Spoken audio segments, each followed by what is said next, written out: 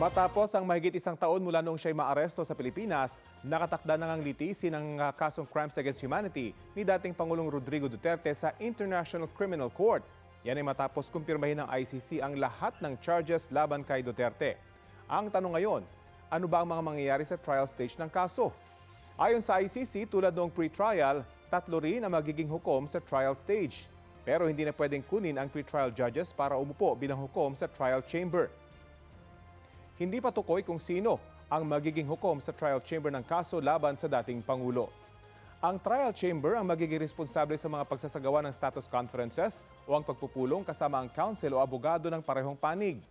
Pagkonsulta sa bawat partido para sa pagtatakda ng petsa kung kailan sisimulan ang paglilitis at pagpapatupad sa mga pamamaraan para matiyak na magiging patas at mabilis ang proceedings.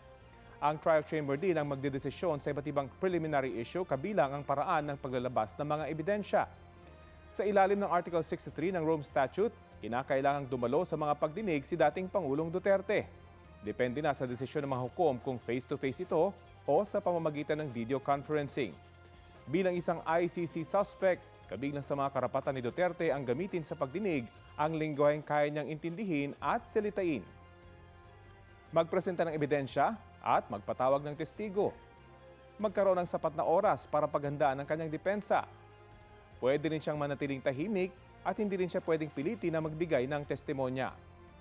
Ang kasong Crimes Against Humanity ni Duterte sa ICC ay nag-ugat sa mga nangyaring pagpatay sa Davao City noong siya alkalde roon hanggang sa kanyang giyera kontra droga noong presidente na mula November 2011 hanggang March 2019.